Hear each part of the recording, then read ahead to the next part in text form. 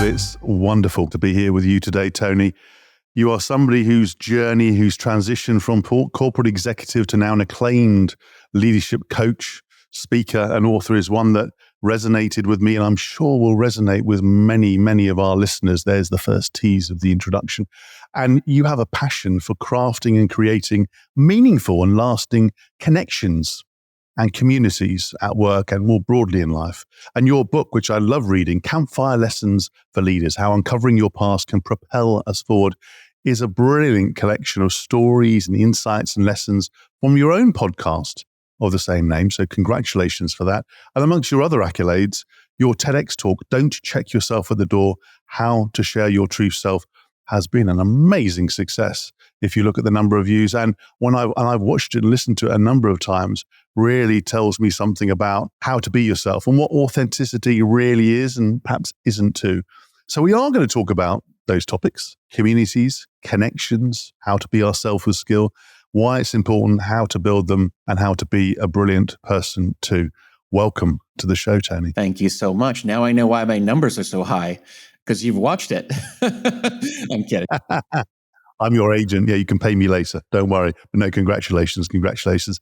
It's interesting. Let's start with the campfire, because it's something you referred to in a number of pieces of work. And it's amazing. I'm a bit embarrassed to share this. I was thinking, how many times have I been around a campfire? And I can't remember, which either I haven't, or as I get older, my memory's, poor for me. But a campfire is, I think you say, one of the earliest forms of community.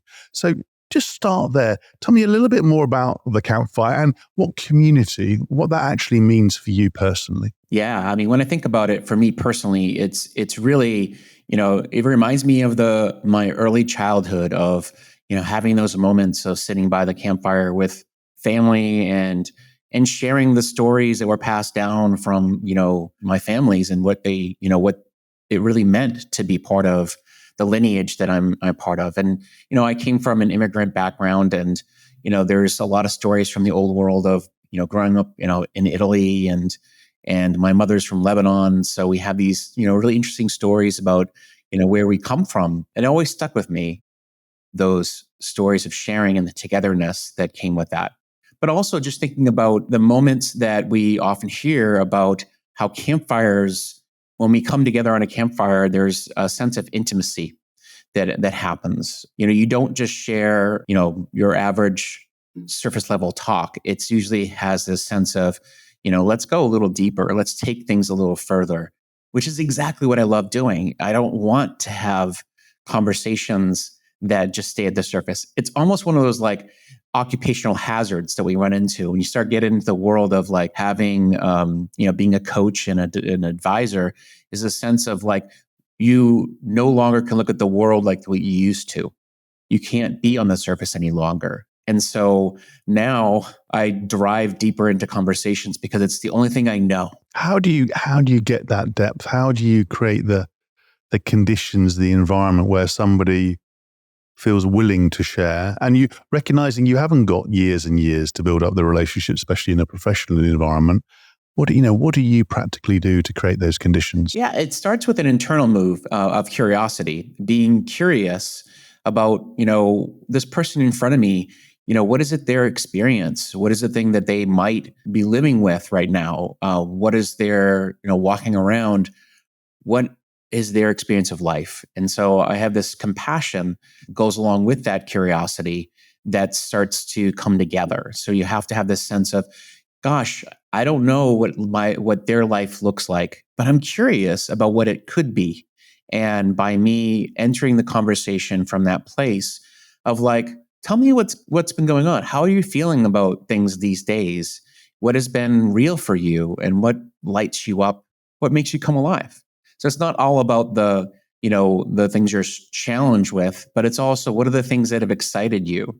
And starting that conversation from that place is where you come to the third C, which I'll say is connection. That's where the connection starts to come into being. That's beautiful. How do you tackle somebody who, at least at face value, is not comfortable in talking about themselves? Maybe too comfortable talking about the business or project or a team member, but is visibly uncomfortable talking about themselves, perhaps hasn't done, whether that's just because of the way they've been brought up, the mask they put on. But I can think of many, many people that when I worked with them, they had one persona in the way I've just described. And then when they retired, it's like, hey, who are you? Where have you go? And they've had a sort of moment where they've stepped out.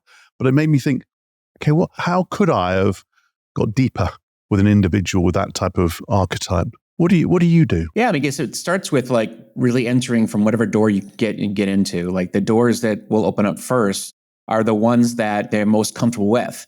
And then as you start to get them more relaxed, create a safe place for talking about business topics and things that are, that are at the front door, then you start to get a little deeper and say, well, why is that important to you? What is that makes that so, relevant to you as a person? And if they start to kind of shut down, kind of say, give them some space to really think about it. Sometimes giving them a little bit of, time to say, I haven't thought about that. And, maybe there's more for me to explore here. That allows them to maybe say, it's time for me to dig a little deeper and say, why do I want to focus on just business all the time? Yes, I can see that working really well. How do you hold back from expressing an explicit or implicit form of judgment or giving advice? Maybe because not that you necessarily know the answer, but you think, oh, I've been in that situation, or I've got an idea here. And because you're passionate and interested, you sort of lurch forward. How do you stay curious? How do you stay back and allow them to do the work? Yes, it's a lot of training because I'll be honest with you. I've been one of those people who has that, yeah, I know the answer. Pick me. But I had to really start to practice the muscle of slowing down and allowing myself to stay open and relax, which is not easy for people who, like myself, in my prior life, I was an overachiever. I was someone who just was so driven. So I was like, move. But realizing that that's not serving us. And so as I started to get a little more, in the space of slowing down and realizing that the beauty is in the pauses and in the time to just listen more. And in that listening, you hear so much more. And you're not just listening just to, allow that person to be heard, but also finding out what is it that they're not saying that needs to be said. That's very profound. What were the moments in your life that led you to that realization, having been in the previous description of your life as a corporate executive? It comes to this, my tagline for my business is inspiration through honest conversation. But I always say that honest conversation is not the one you have with other people. It's the one you have with yourself, which I know sounds weird. But the reality, I was never having those conversations about what do I really want? Who do I really want to be? And asking those questions and the existential questions, if you will, I would always push them aside because I always felt like that is too much of a challenge, too confronting to actually answer. And so when I decided that it's time for me to make a change because I wasn't living the life I wanted, I decided to sit down and start thinking a little deeper about gosh, if I want to live a life of fulfillment, I need to start, really thinking about what is it that I want, not what everyone else wanted for me that started my, ascent up the corporate ladder, but what do I really want? Well, that's brilliant. I think that's fantastic. That's proper work. That is hard work. And how, as you've learned more about yourself and you're in situations where you feel more able, more comfortable to express yourself, and obviously you're crafting those situations now with your own business, how do you do so with skill? Because, it's disclosure. I see extremes. I see some people who literally in the first couple of minutes tell you everything about themselves. Where did that come from? And then others where even with skillful inquiry, it takes a long time to sort of peel back the onion. How do you share skillfully in a way that gives something of yourself, but also plays to what your interests and intentions are? I guess I'll answer in two ways. Well, I'll start by saying the people who are slow reveals are actually more fun. You kind of want the onion to peel back slowly because you realize when it's done slowly, then you start to see that the story is more interesting and there's more context to play with. But when people just say, hey, this is who I am, this is what I do, blah, blah, blah, blah, blah, you realize that that is a surface story and there's more to it that they need to play with. Again, slowing down and allowing themselves to really listen to, is this really my story? Is this really who I am?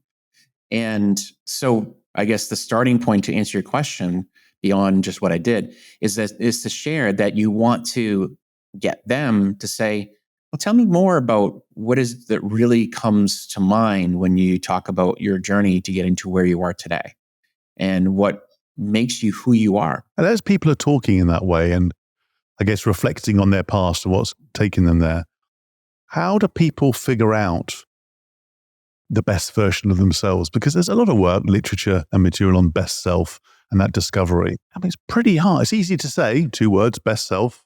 And then it's like, how do you find it? How do you delve deep into yourself? What have you seen work for either for yourself or the executives that you work for? Yeah, well, one of the best things that I use in my practice is this idea of like the time travel model, which I call it time travel, but people might have another way of thinking about this. Is that you put yourself in the context of like traveling first back in time and looking at what are the things that have happened along your way that have been experiences that have made you who you are. And that's, the ability to look back and say, yeah, when I did this, I was really proud of myself, or I really felt fully alive. And I was really proud of overcoming that challenge. And that is something that I wanted to pay attention to. Sometimes we just move so quickly through life that we don't realize that that's something that helped to define who we are. And we need to spend more time in that. The next part is the move forward, right? And look into the future. Who are you really wanting to become? Who you always said, someday that'll be me. I'll be that person who does this, acts like this, and, shows up in this way. You want to connect with that and understand, why am I not that person yet? And then bringing some of those elements back into the present and saying, what is holding me back from me being able to be that person now? So starting to bring some of those elements together in the present allows you to kind of contextualize your present situation and saying, well, what is holding me back? Is it because I feel like I don't have the adequate resources, the right experiences? What can I do now in the present that will allow me to act in that way? That's great framing. The past, the future, the present. And how, in your experience, how open should one be about trying to, on the work you're trying to do to become a better version of yourself? Now, I've seen extremes of people. Literally every conversation, it seems to be, "Hey, I'm working on my best self," or whatever tagline they use. And it's like, "Okay, I'll help you. All right." And then other people where it's hidden, but if you reflect back on your interactions with them, you think, "Oh, actually, they're trying something new here." What do you think? Well, obviously, somewhere in between is probably the best way, but how open should one be when you're trying to do some work to become a better version of yourself? Yeah, I mean, if I understand your question correctly, and I'll do my best to react to that, is that it's great to share with others like that you're on a journey, and be able to kind of share that you're going to mess up along the way, and you might want some people to hold you accountable, because when we go through change, there's a lot of things that we're going to mess up, but you also want to see like, hey, have you noticed anything different about the way I'm showing up? They don't have to know necessarily about like the day-to-day actions, or have like that accountability that is like, okay, here's what I want you to look for. They just need to know, like, are you seeing a difference in who I am and how I'm showing up? But the first thing you can do is to start with your own self-reflection, which I know most of us are scared to do, is to keep a journal of like, writing things down, whether it be daily or at least weekly. I actually have this process I call the weekly spark, where I just capture some elements of like, I said last week I wanted to accomplish this, and this is how I wanted to show up differently. Did I do what I said I wanted to do or not? And then as I look into the week ahead, what are some things I can do differently that I can plan for, that are my goals to set forth? And it's not just about like, what are my work goals? It's about, your intentionality about who you are, who you want to be, and how can you set a course for that? That's a great exercise. And I love the title of it. It's interesting doing that exercise. Again, it doesn't have to take hours and hours, but many people think, oh, that's rather indulgent. I need to set aside a whole afternoon and do it. Actually, you can do it properly in a 15 minutes or half an hour or whatever. It's not a massive exercise, or even less.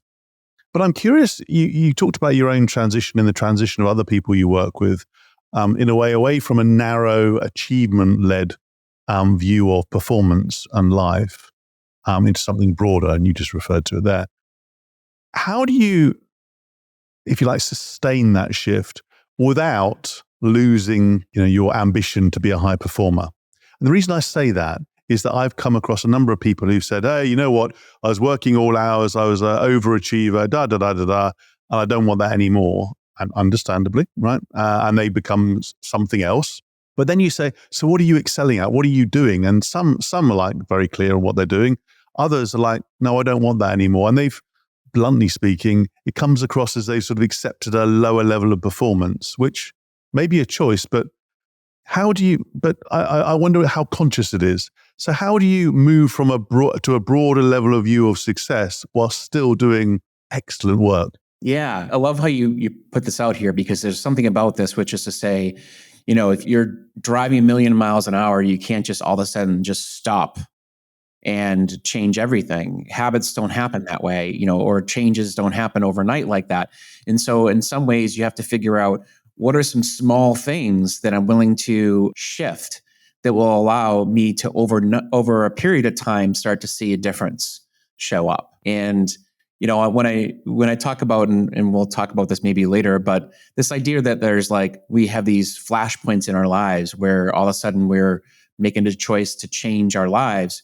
Well, the reality is they only look like that in hindsight. There's a lot of things that have to gradually shift over time. And so a person who's in overdrive has to first decide, okay, one thing I'm going to shift is I'm going to stop doing, I'm going to take one less meeting off that list, because I'm realizing that like a marginal change, change. Because I know that one less meeting, or maybe it's two less meetings, it's going to help me to feel like I am making a change in the right direction, and it's going to make me feel a little less stressed.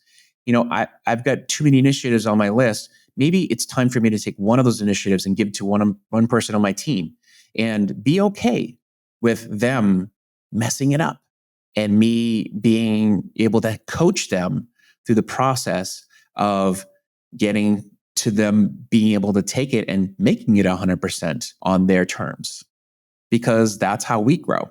It's so refreshing to hear that, because much of the advice is in hindsight, as you say, and people go with wisdom say, oh, well, if I was in those shoes, I would do this differently. Like when you're in the midst of it, you can't see it and sense it. And a lot of it's embedded over years, if not decades. We talked a lot about individuals, and I know a lot of your work is also with teams, of course.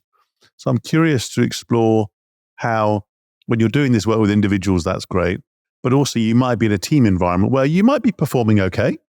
It's fine, you're not broken, but actually you have a big ambition for the organization and the team. The team really needs to start firing on all cylinders, whatever that means.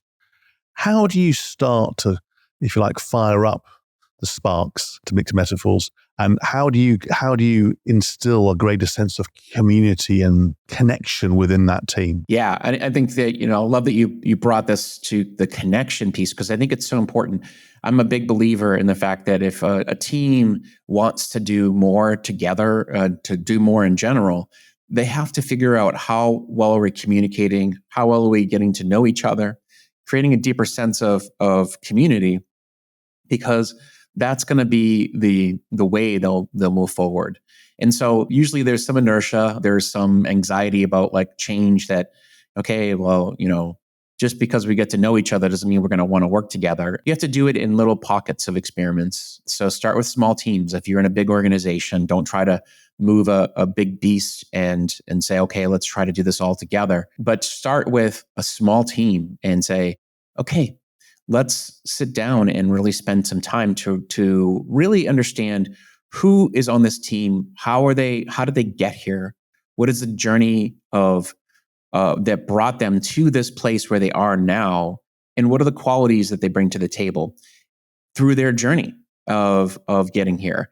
And the more we understand who they are inside and outside of work, that helps us to be able to appreciate them fully. Maybe there's some strengths that we didn't appreciate before, that we could actually bring to the surface that will help us to leverage them better. In a way, it's drawing out the implicit and making it more explicit.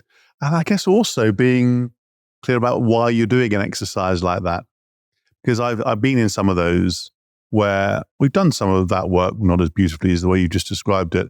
But because I was either self-absorbed or distracted, I was thinking, okay, this is fine. How does this help us actually get to the real objective, which is we've got some quarterly results and we've got some really hard KPIs. So how do you do that work whilst people feel under immediate pressure, either from others or, the voice inside the head? Yeah. So one of the things that comes to mind around this is the idea of intentionality. You can't just do this as like okay, well, in the middle of a meeting, we'll just, let's get to know each other. It has to be a separate conversation that is, we're doing this because ultimately by doing this, it's going to create a different way that we show up in other things we do. It's going to actually improve our productivity long term. So we do have to almost slow things down, step away, create that intentional connection so that we can move faster together. And this idea of like really sitting back and getting to know each other, we might uncover some lost productivity because people are not motivated because they don't feel seen and heard. They don't feel like their true capacity to contribute as being appreciated, especially in remote teams where like people are just showing up to Zooms because they're required to be there.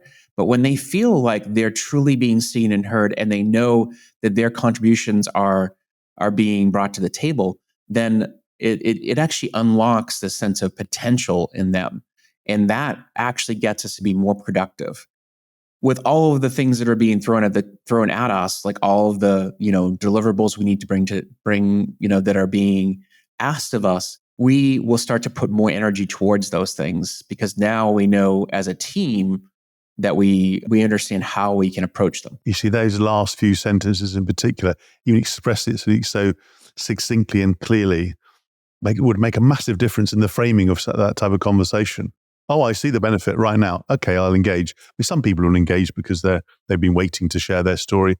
And how do you do the work you just described with when you have a range of different people from different backgrounds, whether it's by gender, race, cognitive difference, and because some will be more open to sharing, some will be more fearful, some will have different ways of doing it. How do you allow the space in order for everyone to have their say skillfully? Yeah, I mean, I think, you bring up a great point. And I think that's, you look back in history and there's been a lot of challenges for different people to show up in a room and really feel like they can belong and they can feel like they can bring their voice in. And I think the reality is the leader has to set the container of that to happen. And if the leader can't model the way that we want a sense of every voice matters, every voice counts, we want everyone to feel like they belong and to actively ensure, not like poking and prodding people, but to actually, put it out there and say, like, I want to hear some of the people who I haven't heard yet. What are your thoughts? What do you really care about? And not just do it as like a mandate and a requirement, but more of a, show an authentic caring for what people want to hear. That's that intentionality again. You're intentionally wanting to hear everyone's voice. And imagine you're in a team, then you've done that work with you, and it's like you're really firing on all cylinders. And then you bring new people in, you've hired new people, or you go through a restructuring. So you've got a bond that's sort of in a way not broken, but you have to re-establish it. How do you best bring in people to a high-performing team? And the reason I ask that is I've seen that work really well and badly. It can be quite one of those moments, those moments in the corporate life we think, oh, we should have done it better, or actually that was a catalyst for taking us up the next level. What have you seen that's worked when you bring somebody new in? The great thing about it, actually, a new person can actually be a great catalyst for making a team better, but also it's a chance for us to reinforce the team's charter, if you will. One of the things that I love doing with the team is to have them create, what is our mission? What do we stand for as a team that they co-create together? It's not just a leader coming and saying, this is what we do and this is why we do it. But it's like, these are the principles we stand by as a team. And, when a new person comes in, it's about sharing, but also offering up the new person to say, like, what do you think? What are the things that you are coming in with that you want to add to our charter? What would you change? I know you're new, but like you're bringing your own experiences to this mix. What are the things that you'd like to see as you come on board? That's really refreshing. That's such a great invitation. So a lot of what we've been talking about is, in a way, shaping, creating, evolving. What do teams typically need to leave behind? What do they need to stop doing in order to create this space for the new? Yeah, it's a great question. I mean, one of the things that I always think about is this idea that like we have a legacy, and sometimes the legacy can be, holding on to certain processes and procedures that have held us back because they just become like the patterns we're stuck in. And so oftentimes we need to disrupt the way we look at our work and say, gosh, things are evolving all the time. How can we ensure that we're staying with the current times, but also thinking differently about the way the work gets done? As we're moving forward, how can we challenge and embrace constraints and think about ways to shift the workload? Because the people in the different roles that they're in, they want to have a chance to try different things, do different things in the work. And so why not play with the idea of, what do you do? How can I learn from you? How can I take on some different activities within a team and allow that to become something that makes it more exciting for the team to be able to leverage each other? That's great. That's great. Here's a cheeky question then. So imagine you bump into the CEO of an organization you're working with, and she or he is really keen to shake up their team in a good way, in the way we've been describing. And you have 30 seconds, no more. They're in the lift, they're in a rush, and they say, I've heard about your work, Tony. It's fantastic. What would be the one or two messages you'd really want to leave them with? Yeah. If you had to start from scratch, what would you do?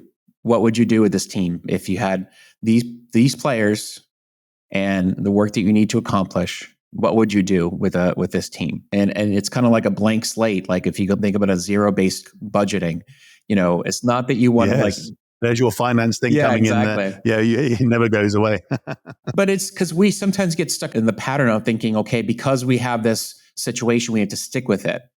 But why not like clean slate it and say, okay, well, what if we were to start from the beginning and begin again? Because that's always an option. And people might welcome that, a fresh perspective. Yes. Taking that then, if you were to start with a clean slate again, if you were to look back at yourself, your 21-year-old self, or whatever time you left college or education at that stage, what would you be telling yourself now? Oh, it's a great question. First of all, go out and explore as much as possible. Have as many experiences as you possibly can, because they all connect in the end. There's this sense of interconnectedness of experiences that they all come back to this sense of creating who you are. And, I've always been an explorer myself. I've loved it going out and traveling the world and meeting new people and just seeing different things. And I realized that the more I do that, it helps me to have a better understanding of the world, but also helps to inform the work. I've loved playing in different industries. Like I was in the biotech industry, but I also have a lot of experience working with people in the design field. And I've done a lot of work in art. And I love bringing some of those contexts into my work as a leadership advisor. I think of it as this adopting a curatorial mindset, which is about curating experiences and bringing those experiences and all the different experts you get to know along the way into the work. And that reinforces the way that you help people. And with that explorer role, that curatorial mindset and approach, I love that.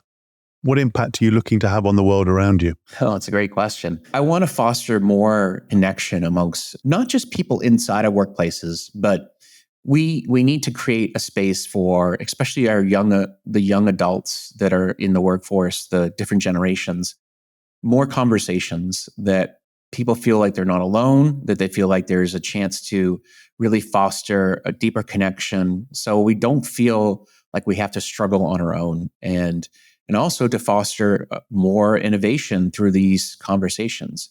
They don't have to happen within just these companies, they can be more broad. Here. I love that. That's brilliant and needed, really needed, Yeah.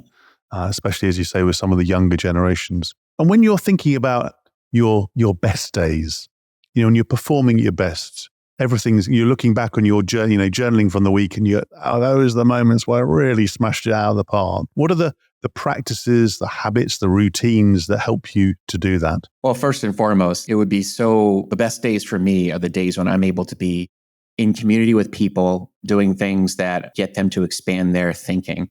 And I think that one of the things that makes me come most alive around that is using art as a vehicle to get people to think differently, because we don't embrace our creativity the way we used to, as much as we used to as children, or even as a society. And we need to bring some more creativity into the day-to-day life that we have. So that's fascinating. How do you do that then? So art, creativity, what do you practically do? Do you draw? Do you paint? I'm a glass blower, actually. I love glass. I love the fragility of it and the fact that you really don't know how it's going to turn out until the very end. And almost always it turns out to be something amazing. You can't screw it up, really. And so glass blowing to me has been such an amazing medium to be in. But that's not where I started. I started more in the painting and drawing sector. But I love anything with a hands-on experience that gets us out of our minds and more into our bodies of using our hands to create. Wow. And you do that at home, or you do that in a special place, a studio? Special place, in a studio. Yeah. Wow. I'd have to see a video. You have to take a video and share that with me personally. I'd love to see that. That'll be fantastic. Wow. Again, I didn't come with any strong priors, but did I expect to sort of finish this conversation talking about glass blowing? No, I didn't. But what a brilliant way to... Tony, I love the way you speak so clearly and succinctly about what we need to do within ourselves and with other people to create those connections, that sense of community, to do really good work, to bring our best selves out. You have a way of sharing your wisdom really cleverly and with great phrases, and it's real. This isn't a performance. You're very open about what's worked and what doesn't work, which is very refreshing, especially in the world we operate in, given there's quite a lot of theatre as well. So I take my hat off to you. So Tony, thank you for that conversation. Thank you. This has been amazing, always. And I love the work you're doing. This has been one of the better podcasts I've ever listened to. So I love the work you're doing. That's very, very kind. Thank you. Thank you. That was another edition of Lancefield on the Line. I do hope you enjoyed this episode as much as I did. Please do check out the other episodes in the series. Sign up to the YouTube channel, to the podcast. Give us a nice rating if you're feeling generous. And Tony, thank you ever so much again. Thank you.